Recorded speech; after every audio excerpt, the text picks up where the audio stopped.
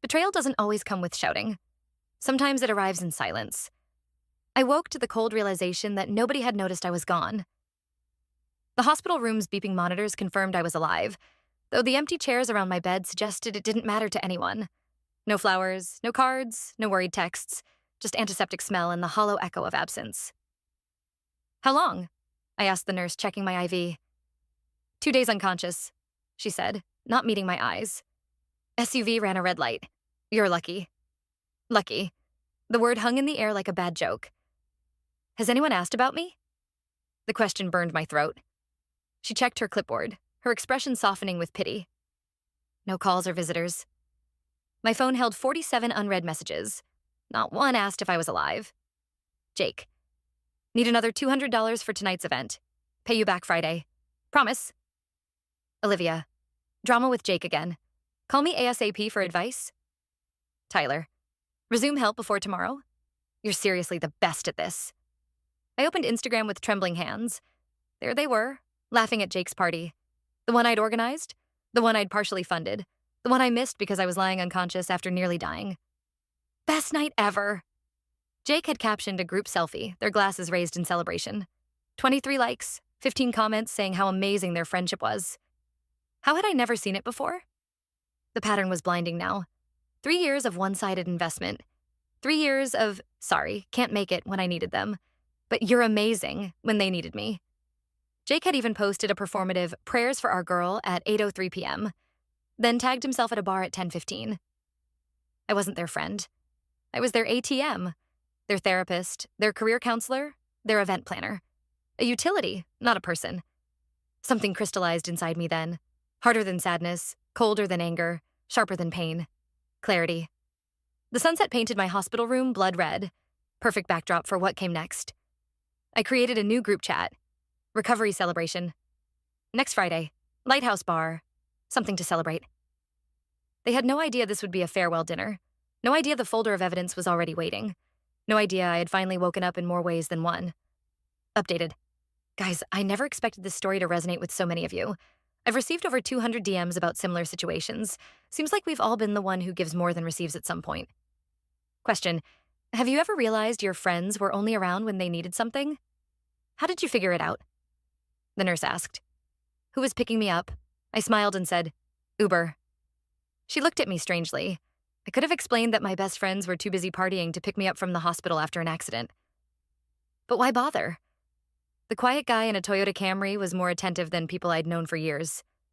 At least he asked how I was feeling. My apartment felt colder than I remembered. Empty. No flowers, no get-well cards, no visitors. Just emails from work and likes on my recovery party announcement. Amazing how fast they RSVP'd for free drinks.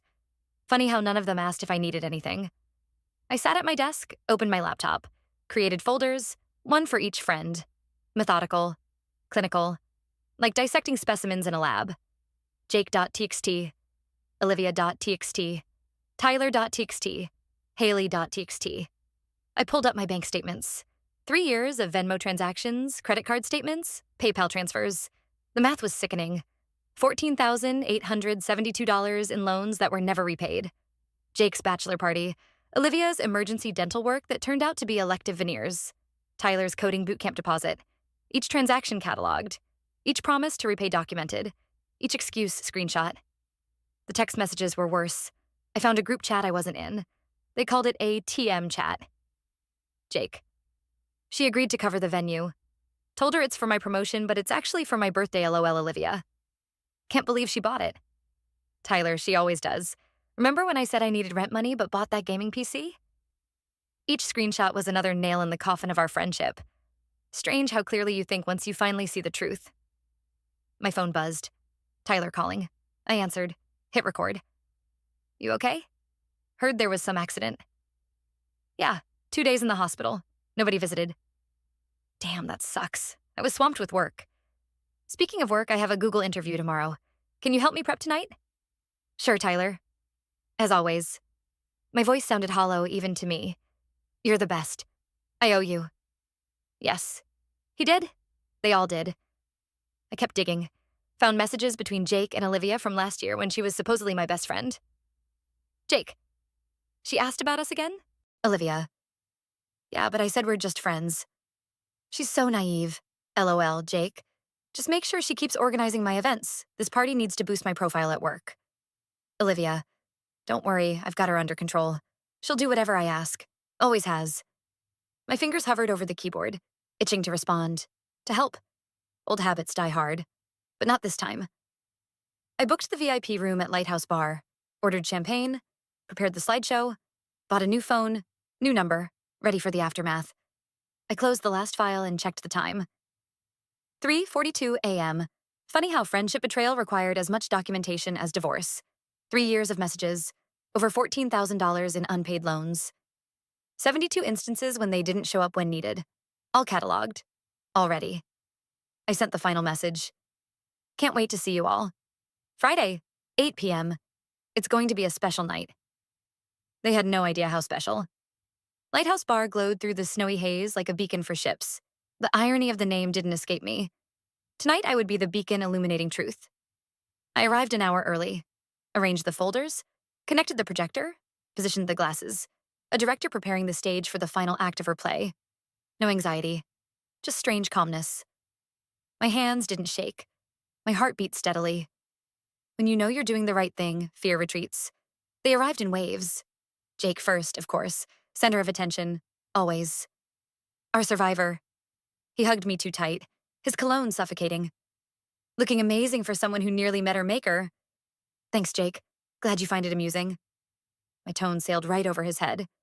Always keeping spirits up. By the way, did you get my message about that investor?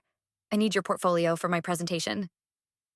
3 seconds. That's how long it took him to shift from fake concern to what he needed from me. A personal record. Olivia arrived next. All air kisses and performative gasps. Oh my God, you poor thing.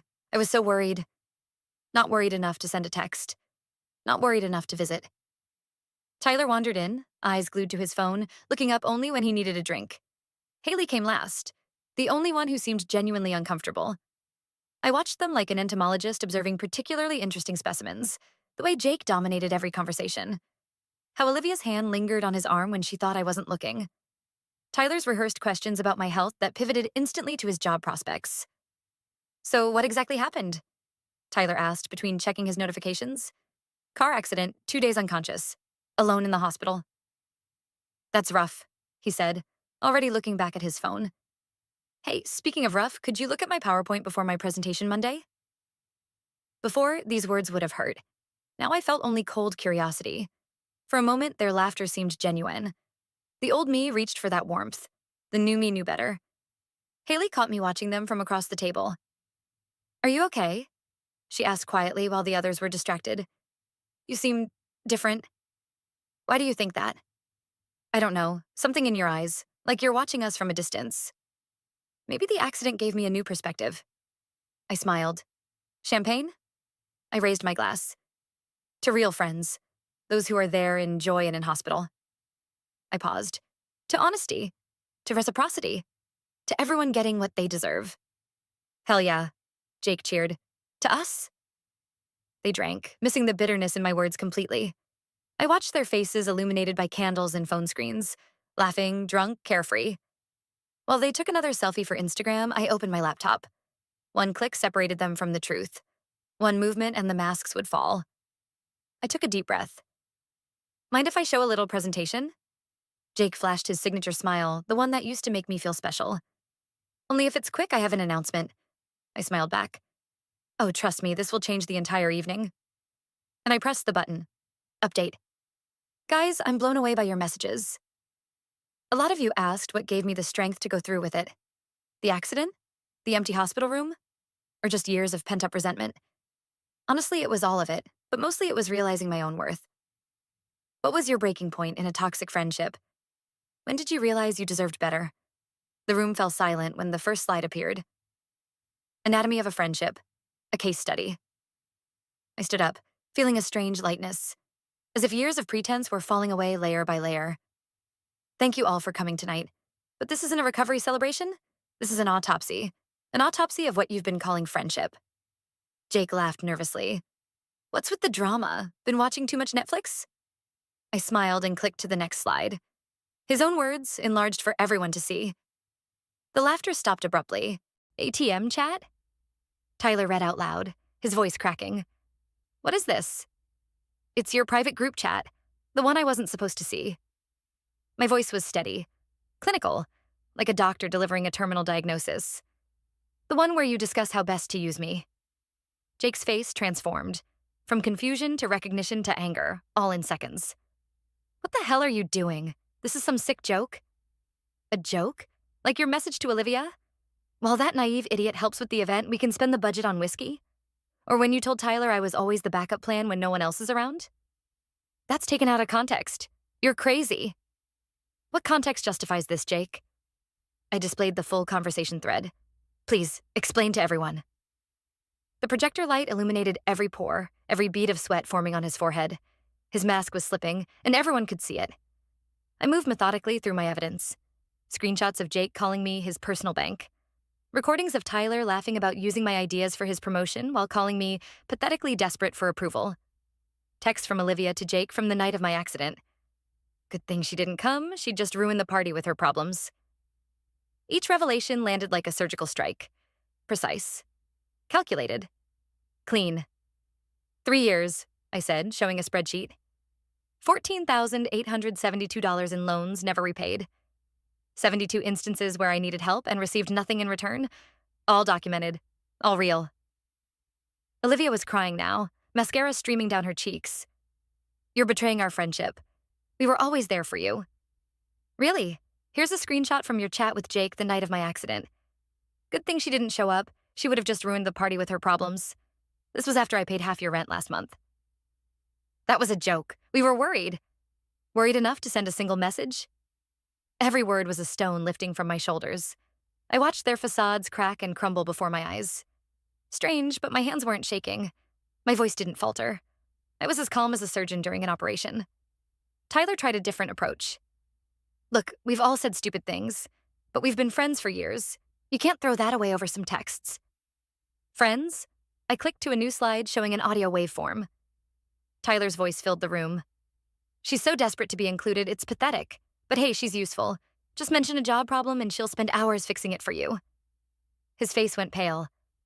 I was drunk when I said that. I didn't mean... You've said similar things at least 17 times in the past year. All recorded. All sober. I turned to Haley, the newest to their circle. My section for her was shorter. Screenshots of her silent presence in group chats where they mocked me. Her occasional weak defenses. Her complicity.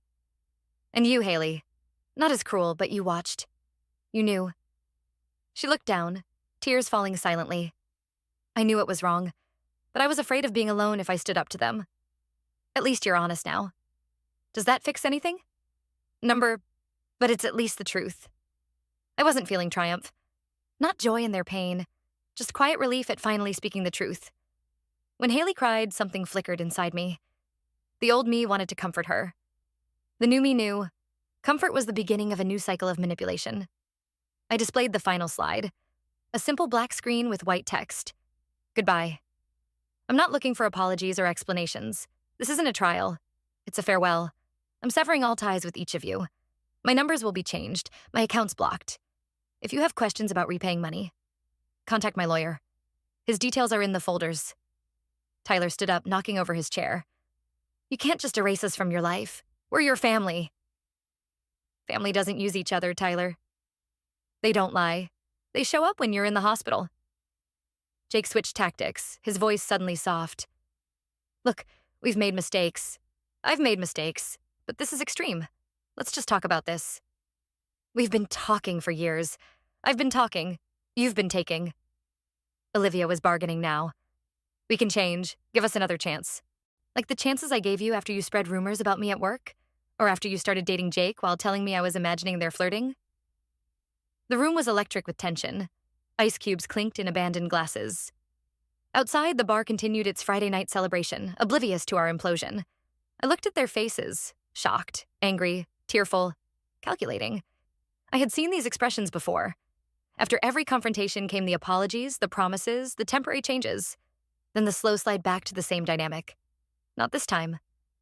For years, I was your emotional support, your bank, your career advisor, your therapist, your event planner. I measured my worth by how much I could give. by how needed I was. I took a deep breath. Tonight, I'm giving you one last thing. The truth. And giving myself freedom. I left the folders on the table, one for each of them, with copies of evidence and my lawyer's contact information. I placed my American Express card next to them to pay the bill. The last time I would pay for them. I picked up my bag and walked to the door. Behind me erupted a chaos of voices. Pleas, threats, justifications. But for the first time in years, those voices had no power over me. I stepped into the cold night and took my first breath as a free person. It hurt. It was necessary. It was right. Silence was the strangest part. After the explosion at the bar, after the screams and threats that followed me to the taxi doors, came silence. I returned to my empty apartment, blocked all their numbers, deactivated my social media, and listened to the silence. For the first time in years, there were no messages demanding attention, no dramas requiring solutions, no one else's problems taking up all the space in my life. Just silence. Terrifying. Deafening. Liberating. The first 3 days, nothing. Then came the flood. Emails from work addresses, messages through mutual friends, voicemails from unknown numbers. Jake cycled through tactics like a desperate salesman. First rage, you're making a huge mistake.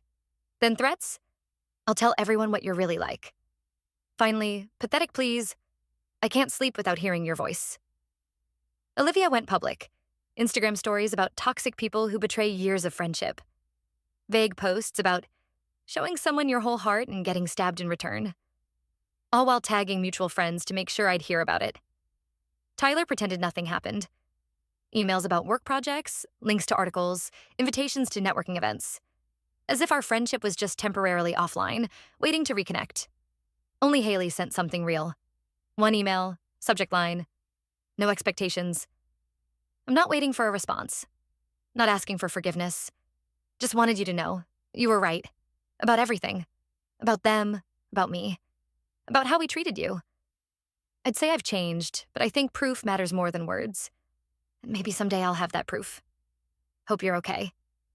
You deserve to be okay. Haley's strange, but I felt no triumph. Only quiet in the place where their demands used to echo. At 3 a.m. one night, I almost texted them all. Old habits die hard. I found my camera box, 3 years untouched. So basic. Jake had said about my photos. I took it out. Dusty, like my soul. The first shot was blurry, the second too. By the 10th, something inside clicked into place, like pieces of myself scattered over years, finding each other again. I signed up for therapy. Dr. Rachel didn't flinch when I showed her the presentation slides. Do you feel guilty about ending these relationships? She asked. Sometimes, at night especially. I wonder, should I have just talked to them? Given one more chance? How many chances did you already give? Hundreds? Years of chances. And what changed? Nothing. It got worse. Then why do you think one more chance would have changed anything? A week later, Mike, a former colleague, messaged me. I know you don't want contact, but Jake's in bad shape. Drinking daily, lost his job. Only talks about you. Maybe talk to him? I wrote, deleted, wrote again. Sorry to hear that. Hope he finds help. I can't be that help. You're abandoning a friend when he's down? He wasn't my friend when I was down. I woke up one morning and realized today I could do whatever I wanted. No checking someone else's schedule. No guilt. It was overwhelming. I responded to an email from Hazel Group about a position in Chicago. Yes, I'm interested. 3 words that changed everything. I looked around my apartment. So many memories, good and bad. They all belonged to the old me, the girl who lived for others, who measured her worth by how much she could give. That girl was gone. In her place stood me, with an interview ticket in my pocket and a future that finally belonged to me alone. It was time to move forward. Chicago greeted me with July heat and endless sky over Lake Michigan. 5 months since that night at the bar. 5 months and a lifetime. I stood on the balcony of my new apartment, gazing at the unfamiliar horizon, breathing fully for the first time in years. No ghosts from the past here. No familiar roots reminding me of old wounds. Just a clean slate and infinite possibilities. I settled into my job at Hazel Group faster than expected. The design team respected my portfolio without treating me like their personal creative ATM. Novel concept. I rediscovered photography. The camera collected dust for 3 years after Jake called my work basic and Instagram wannabe. Now each click felt like reclaiming something stolen from me. My first exhibition, a series called Liberation, was scheduled for fall. I'd made new connections too. Not friends yet. I was careful with that word now. Sam, another photographer who critiqued my work honestly without tearing me down. Lisa from work, who never asked for favors beyond normal colleague stuff. Then came the gallery opening where I literally bumped into Haley. I didn't expect to see you here. In Chicago. Her voice was uncertain, eyes searching my face for anger. Moved 6 months ago. New job. You look good. Happy. I am happy. You? Learning to be. Not great at it yet, but I'm working on it. I smiled slightly. That's a good start. We got coffee. Awkward at first, then oddly comfortable. No pretense left between us. Thought you might want to know, she said, stirring her latte. Everything fell apart after you left. Jake lost his job a month later. Turns out all his connections were through your contacts. I haven't been keeping track. Olivia dumped him when the money ran out. Tyler still tries to get everyone together, but nobody responds. I think you were the glue that held us all together. No, Haley. I was the maid who created the illusion of friendship by cleaning up everyone's messes. When I saw her, I'd expected a tsunami of anger, pain, something. But I felt only mild curiosity, like this story had happened to someone else. I looked at my exhibition photos, a chronicle of transformation captured in images. The dark, blurry shots from my first months of freedom gradually gaining clarity, color, life. Just like me. People often ask if I regret the lost years. Number? Without that experience, I wouldn't be who I am now. The losses were lessons. Painful, but necessary. Now I understand, real connection with people doesn't require self-sacrifice. It should give energy, not drain it. That evening, sitting on that same balcony, watching city lights, I contemplated a strange paradox. Sometimes you need to be completely alone to finally find yourself. I was no longer the girl who woke up in a hospital, stunned by betrayal, nor the one who gathered evidence in folders to protect herself. Not even the one who boarded a plane to Chicago 6 months ago, trembling with fear and hope. I was simply myself, without the filter of others' expectations, without the burden of others' problems, without the wall of fake smiles. And that was the most beautiful freedom I had ever known. Update. Wow, already over 500 comments. It took me a long time to muster the courage to share this story, and your response is incredibly touching, especially the story from you/new Mr. 2823, who shared how my post helped her break free from toxic relationships with longtime friends. It makes me wonder, how widespread is this problem? How many of us live feeling used but are afraid to make changes? Question. What was your point of no return in toxic relationships? The moment you realized it was time to walk away?